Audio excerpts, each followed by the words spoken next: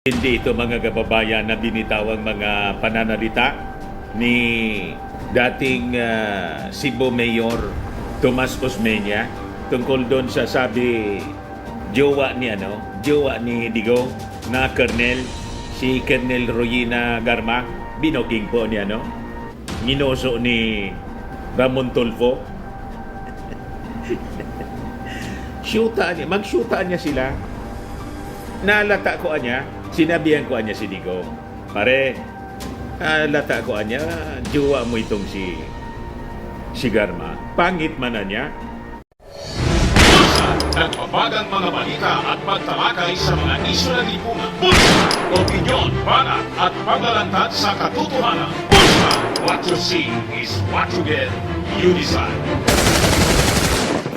Sabi daw ni Digong sa Bisaya, masarapan niya kasi makipagniig sa naka-uniforme.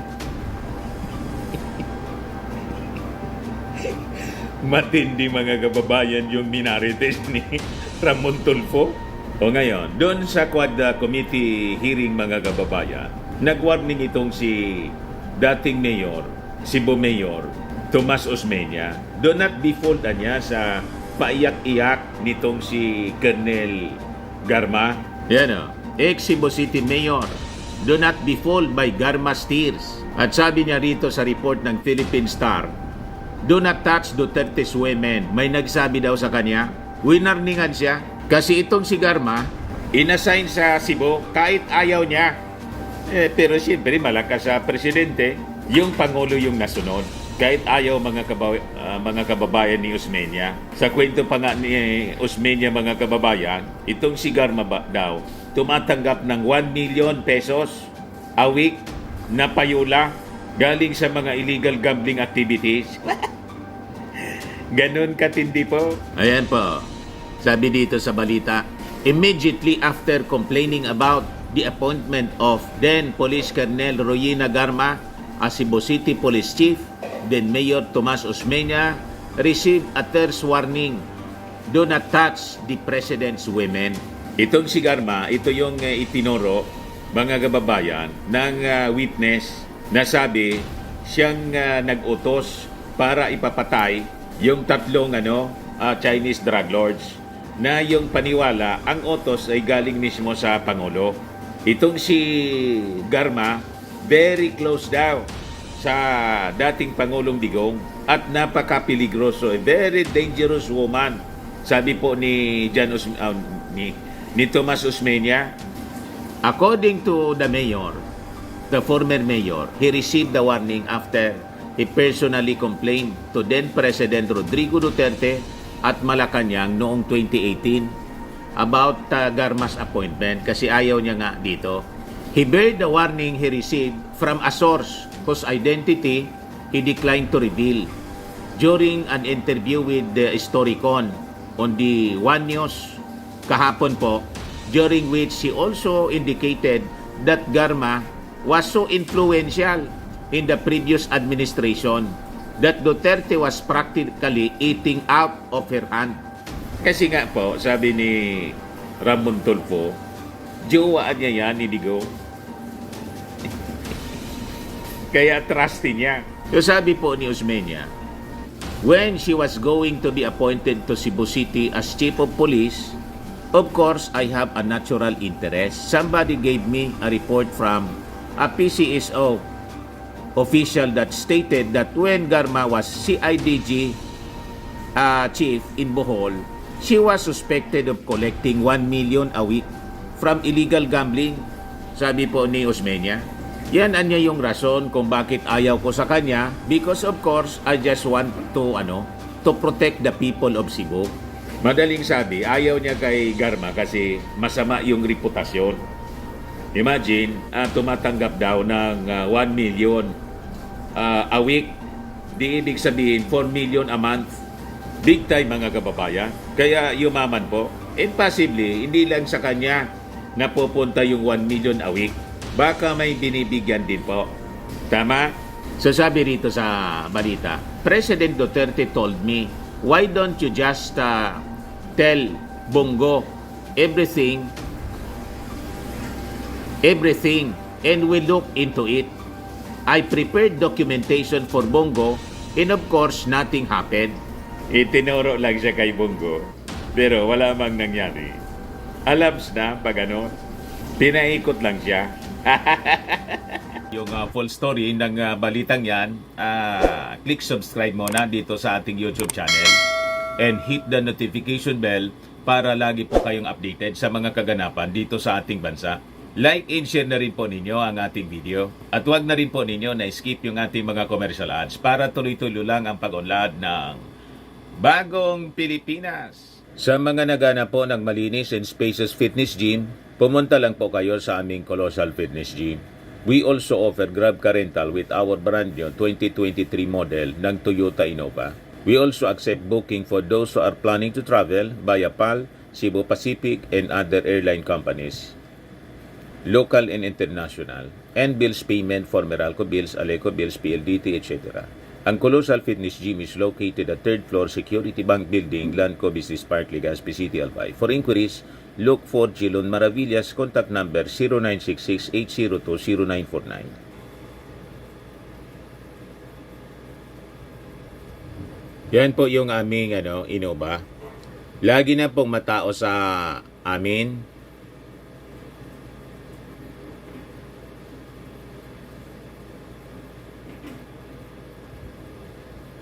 Yan po mga bagong clients namin.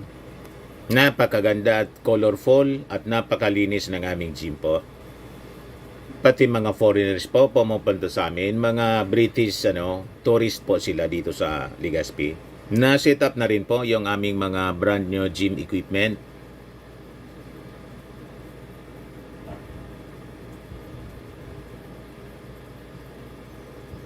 May treadmill na rin po kami. Ito naman po yung bago naming product na binibenta online. Eye Glow Serum, whitening po siya. Tingnan ninyo yung epekto sa aking anak na architect before and now. Yung mga inquiries po ninyo, dumiretso na lang kayo sa kanyang Facebook account, Riz Maravillas. Ito naman po, Firmax Firming and Lifting Cream, pinapahid po sa mga pulses in affected area. Mainam po sa paninigas ng mga kasukasuan. Ito naman po, Automax Radiant Serum. Sa mukha naman yung application, anti-aging po siya. You will look 10 years younger than your age. Sa mga cancer patients naman po, baka lang gusto ninyo itong itry. Naing siya red mixed fruit drink. Hindi mo po siya gamot, food supplement siya. Kaya lang, gawa siya mga kababayan sa goji berry. Yung goji berry, may anti-cancer properties. O ngayon, yung mga inquiries ninyo, dumiritso na lang kayo sa aming messenger sa Facebook para masagot namin agad. Ayos pa? Ayos na ayos niya, Mr. Maravillas. Di ba po? And then, somebody niya told me, don't touch the president's women. I said, what? Osmeña, who locked horns with Garma during her stint as Cebu City Police Chief, described her as worse than Napoles, referring to Janet Lim Napoles, who is serving sentence for illegally amassing billions from government contracts. She is dangerous, anya. Do not let her tears deceive you. He said of Garma, many of my people have been hurt, tortured, and killed. Not only my people, but the Cebuanos at large. Without elaborating, Osmeña said he is ready to answer more questions in the next Squad Committee hearing at the House of Representatives. So, ang dami pa po na pasasabuging revelasyon, mga kababayan, si Osmeña sa Quad Committee. Pakinggan natin, mga kababayan, yung kanyang statement sa mainstream media. Ito yung interview ng mainstream. Experience po dito sa hearing, ano pong masasabi niyo po sa mga, ano po yung parang, what were you expecting po kayo sa hearing po? Actually, we had no expectations whatsoever. We're just happy that we have the opportunity to express and show what happened. That what they're talking about here is not unusual. We know where she came from. She was in Cebu. She is vicious. Don't let Garma's tears fool you. She's more dangerous than Napoles. what the PCSO has lost, 80 billion pesos, is more than what the forest stole, is more than what farmers stole. You add all of that together. Matindi. PCSO. It's done it very quietly with the support of Duterte. Oh, Mayor, is that the PCSO stuff that you are supposed to say earlier? The PCSO report that you are supposed to share to the committee earlier? Yeah, I will release the report. I will release the report. Kept it folder.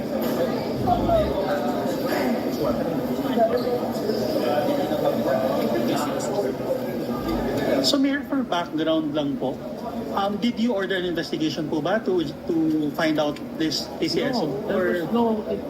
It was done internally by PCSO before Arma. And when he was applying to the police chief of Cebu, somebody gave it to me. And I said, here.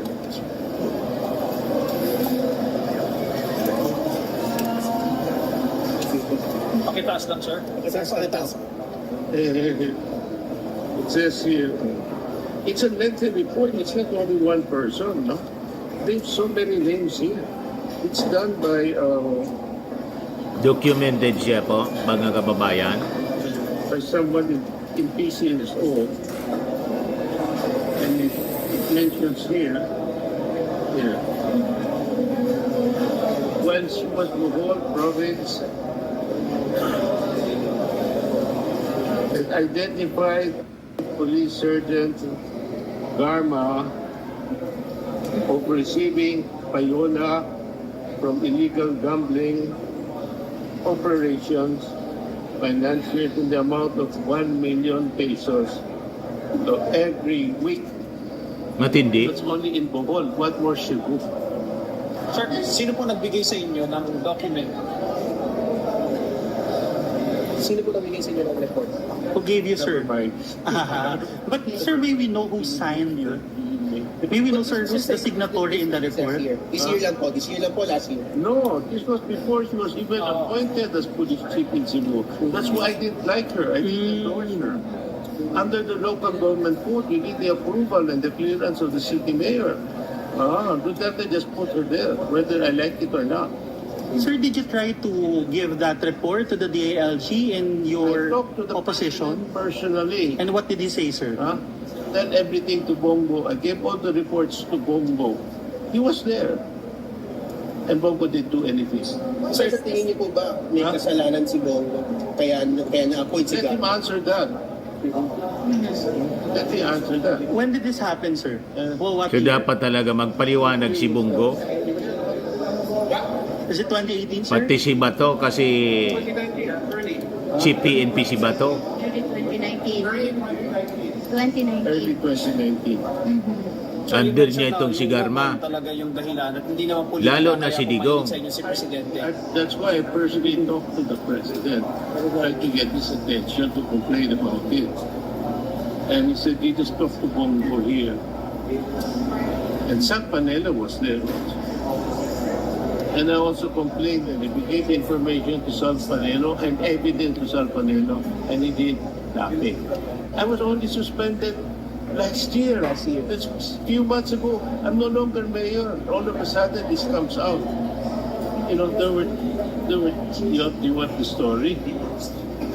I was having dinner with a very prominent businessman, John Goffaway. I was hosting dinner. He was going to open up new projects. I get a phone call because my cell phone is on Facebook, and there's 3 vendors that tell me he's gonna try to extort money, and they were selling this butane gas, recycled gas for 20 pesos, and it's illegal now. I said, this is ridiculous. He said, we're all in jail. Why? So I went to after I left, I went to the police station. And I talked to the commander, said, who's in charge? I said, I'm putting them under my custody. Which means I'm responsible for them. I'm not releasing them, I'm putting them under my custody. I told them, you just go home and take care of this. Suspended. 1 year salary, 1 year suspended. But they reversed it. You know the decision to reverse it or came out today. Sir, would you know if Colonel Garma did something when she was the PCSO General Manager regarding that report of yours? sorry? Did she do something, sir? May intervention po ba siyang ginawa nung naging General Manager na siya about that report na naibigay sa inyo? Did she try to erase or But she filed all concede? cases against me. I don't know. So I think hindi pa po tayo dumarating sa exciting part ng investigation po ng Quadcom. Kaya pag nagsasagawa po ng hearing, yung Quadcom talagang ang dami pong nanonood. Kasi makikita ninyo, mas credible po at mahusay yung ating mga congressmen. I-compare ninyo sa Senate investigation, malayo. Di ba? Mas magagaling po yung ating mga congressmen kaysa sa ilang mga senador natin.